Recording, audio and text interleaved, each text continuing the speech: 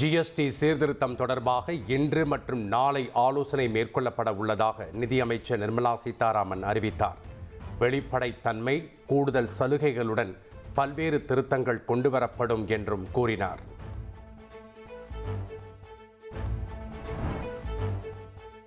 Smart meter அமைக்கும் பணி முடிந்ததும் மாதந்தோறும் மின் கட்டணம் திட்டம் அறிமுகம் செய்யப்படும். அமைச்சர் எஸ். சிவசங்கர் விளக்கம் அளித்தார்.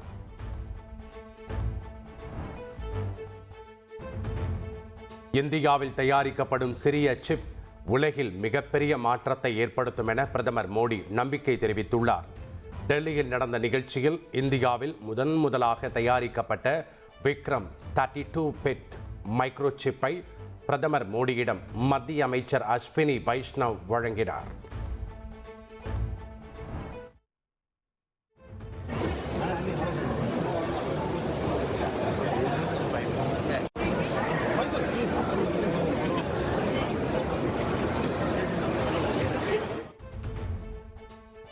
தனது ஜெர்மன் பயணத்தை முடித்துக்கொண்டு லண்டன் சென்றடைந்த முதலமைச்சர் ஸ்டாலினுக்கு உற்சாக வரவேற்பு அளிக்கப்பட்டது. ஜெர்மனியில் முதல்வர் ஸ்டாலின் முன்னிலையில் 7,000 கோடி ரூபாய்க்கு ஒப்பந்தங்கள் கையெழுத்தாகின.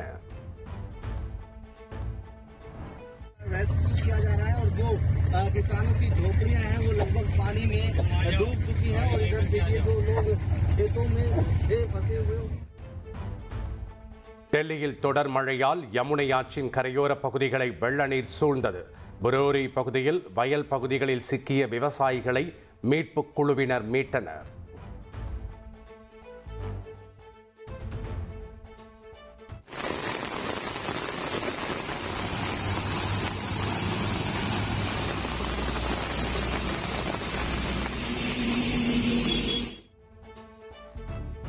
கனமழையால் ராஜஸ்தானில் பல பகுதிகளை வெள்ளம் சூழ்ந்துள்ளது. நீர்நிலைகள் நிரம்பி சாலைகளை மூழ்கடித்ததால் மக்கள் அவதிக்கு ஆளாகினர்.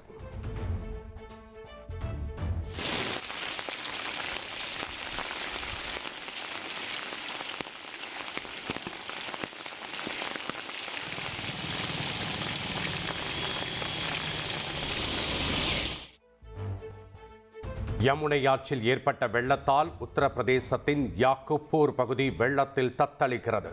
பாதுகாப்பான இடங்களுக்கு மக்கள் இடம் மாறி வருகின்றனர். கனமழை காரணமாக ஹிமாச்சல பிரதேசத்தில் 6 தேசிய நெடுஞ்சாலைகள் உள்பட 1311 சாலைகள் மூடப்பட்டன. ரயில்கள் நிறுத்தப்பட்ட நிலையில் மக்களின் இயல்பு வாழ்க்கை முற்றிலும் பாதிக்கப்பட்டுள்ளது.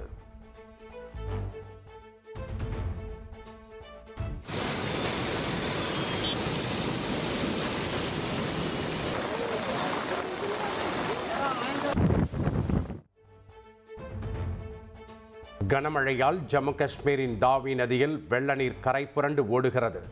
நதியின் கரையோரம் வசிக்கும் மக்கள் பாதுகாப்பாக இருக்க காவல்துறை தரப்பில் எச்சரிக்கை விடுக்கப்பட்டுள்ளது. 2 நாள் பயணமாக தமிழகம் வந்த குடியரசுத் தலைவர் திரௌபதி முர்மு சென்னையில் சிட்டி யூனியன் வங்கியின் 120வது ஆண்டு தொடக்க விழா நிகழ்ச்சியில் பங்கேற்றார். இன்று திருச்சி ஸ்ரீரங்கம் கோயிலில் சாமி தரிசனம் செய்ய உள்ளார்.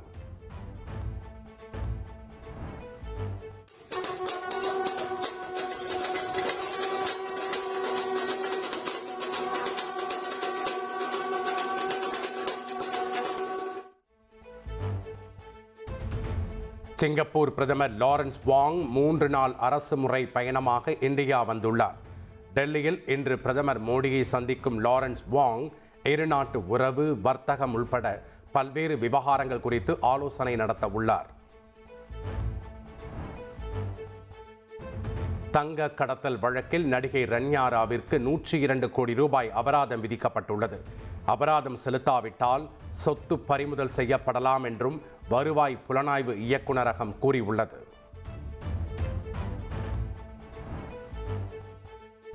ஆளுநர்கள் தங்களை மன்னர்களாக கருதக்கூடாது என உச்சநீதிமன்றத்தில் தமிழ்நாடு அரசு தரப்பில் வாதிடப்பட்டது. மசோதா மீதான ஆளுநர்கள் மற்றும் குடியரசுத் தலைவரின் முடிவுகள் நீதிமன்ற விசாரணைக்கு உட்பட்டவை என்றும் தெரிவிக்கப்பட்டது. நேரடி தேர்வு மூலம் தேர்வான 2500 பட்டதாரி ஆசிரியர்களுக்கு பணி நியமனத்தை வழங்க வேண்டும். தமிழக அரசுக்கு சென்னை உயர்நீதிமன்றம் உத்தரவிட்டுள்ளது. தமிழகத்தில் காலியாக உள்ள 10,000 ஆசிரியர் பணியிடங்கள் விரைவில் நிரப்பப்படும். பள்ளிக் கல்வித்துறை அமைச்சர் அன்பில் மகேஷ் பொய்யாமொழி தெரிவித்துள்ளார். கூட்டணி கட்சிகளை திமுக விழுங்கிவிடும் என அதிமுக பொதுச் செயலாளர் எடப்பாடி பழனிசாமி விமர்சித்துள்ளார். கூட்டணி என்பது சூழலுக்கு ஏற்ப அமைப்பது. கூட்டணி வேறு, கொள்கை வேறு என்றும் தெரிவித்தார்.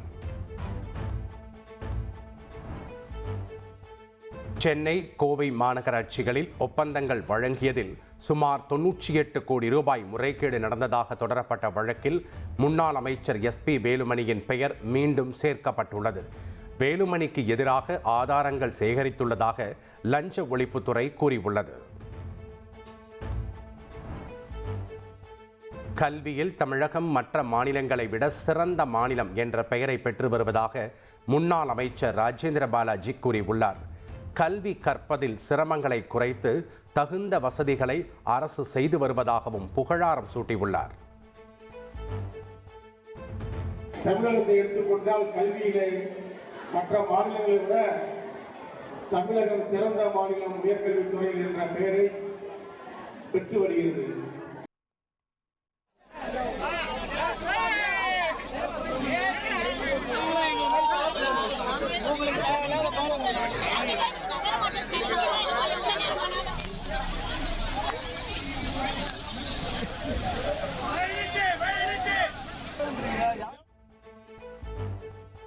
செங்கல்பட்டு அருகே கொட்டும் மழையிலும் 2 மணி நேரமாக நீடித்த ரயில் மறியல் போராட்டத்தால் பரபரப்பு ஏற்பட்டது. பாலூர் ரயில் நிலையத்தில் சுமார் 1 மணி நேரத்திற்கும் மேலாக மின்சார ரயில் நிறுத்தப்பட்டதால் எதிரே வந்த மும்பை நாகர்கோவில் விரைவு ரயிலை மறித்து பயணிகள் போராட்டத்தில் ஈடுபட்டனர். ஆப்பிரிக்காவில் இருந்து சென்னை விமான நிலையத்திற்கு கடத்தி வரப்பட்ட 56 கோடி ரூபாய் மதிப்புடைய உயர் ரக போதைப் பொருள் பறிமுதல் செய்யப்பட்டுள்ளது. நைஜீரியாவைச் சேர்ந்த ஒருவர் உட்பட 4 பேரை கைது செய்து விசாரணை நடந்து வருகிறது. சென்னையை அடிப்படையாக கொண்டு செயல்படும் மருந்து நிறுவனம் தொடர்பான இடங்களில் அமலாக்கத்துறை சோதனை நடைபெற்றது. 637 கோடி ரூபாய் வங்கி மோசடி விவகாரம் தொடர்பாக தமிழகம் உட்பட 3 மாநிலங்களில் இந்த சோதனை நடந்தது. திருச்செந்தூர் குலசை தசரா திருவிழாவில் சாதியை வெளிப்படுத்தும் கொடிகள், ரிப்பன்கள், உடை அணிந்து வந்தால் கடுமையான நடவடிக்கை எடுக்கப்படும் என தெரிவிக்கப்பட்டுள்ளது. இரும்பு ஆயுதங்கள் கொண்டு வர பக்தர்களுக்கு தடை விதிக்கப்பட்டுள்ளது. இம்மானுவேல் சேகரனார் நினைவு தினத்தில் அஞ்சலி செலுத்த வருவோருக்கு 23 வகையான நிபந்தனைகளை ராமநாதபுரம் மாவட்ட ஆட்சியர் அறிவித்துள்ளார். வாகனத்தின் மேற்கூரையில் பயணம் செய்யக்கூடாது, வரும் வழியில் வெடி போடக்கூடாது உள்ளிட்ட நிபந்தனைகள் விதிக்கப்பட்டுள்ளது. கடலூர் மாவட்டம் சிதம்பரத்தில் டிஎஸ்பி, இன்ஸ்பெக்டர், சப் இன்ஸ்பெக்டர் உட்பட 7 பேர் காத்திருப்பு பட்டியலுக்கு மாற்றப்பட்டுள்ளனர். லாட்டரி சீட்டு விற்பனைக்கு துணை போனதாக எழுந்த புகாரில் இந்த நடவடிக்கை எடுக்கப்பட்டுள்ளது.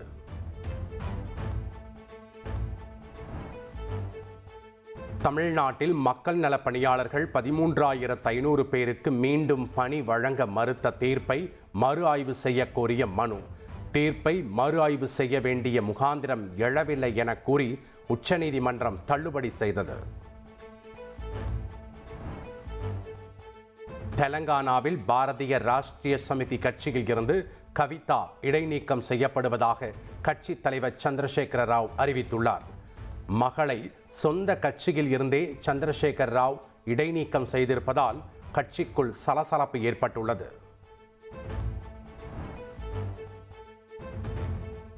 மும்பையில் நடந்த மராத்தா இட ஒதுக்கீடு போராட்டம் 5 நாட்களுக்கு பின் முடிவுக்கு வந்தது.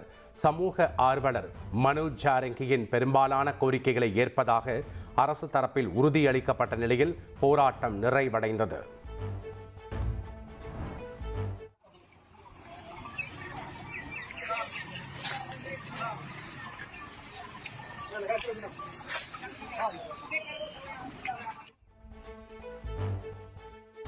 பீகாரில் காதலியின் செல்போன் பிஸியாகவே இருந்ததால் பொறுமை இழந்த காதலன் ஒட்டுமொத்த கிராமத்திற்கும் மின் இணைப்பை துண்டித்தார்.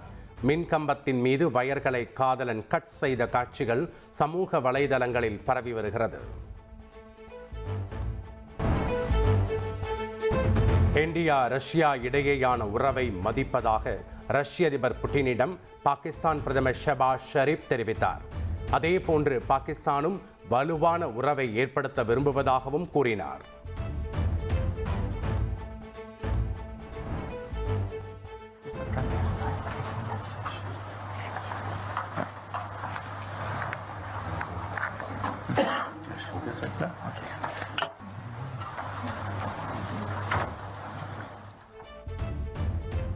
ரஷ்ய அதிபர் புட்டினை சந்தித்த பாகிஸ்தான் பிரதமர் ஷெபாஸ் ஷெரீப் மொழிபெயர்ப்புக்கான ஹெட்போனை அணியத் தெரியாமல் தவித்தது பேசுபொருளாகி உள்ளது. பிரைம் மினிஸ்டர் என்று அழைத்த புட்டின் எப்படி அணிய வேண்டும் என சிரித்தவாறு கூறினார்.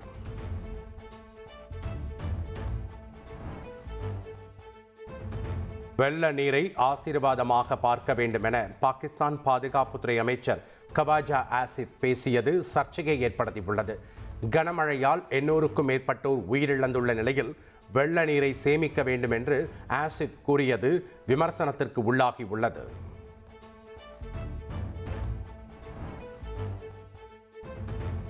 ஒரு பெரிய நெருக்கடிக்கு தயாராகும்படி நாடு முழுவதும் உள்ள மருத்துவமனைகளுக்கு பிரான்ஸ் சுகாதாரத்துறை கடிதம் எழுதியுள்ளது.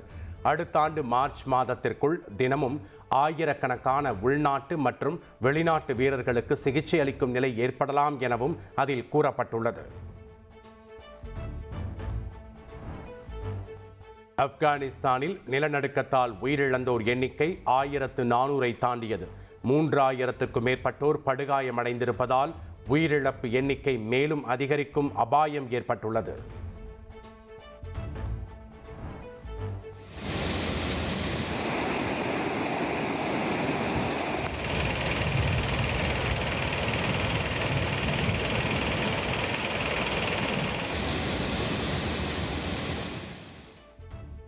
ஜப்பானில் கொட்டி தீர்த்த கனமழையால் கிட்டா பகுதியில் உள்ள நதி நிரம்பி வழிந்தது. இதனால் நெற்பயிர்கள் நீரில் மூழ்கி உள்ளன.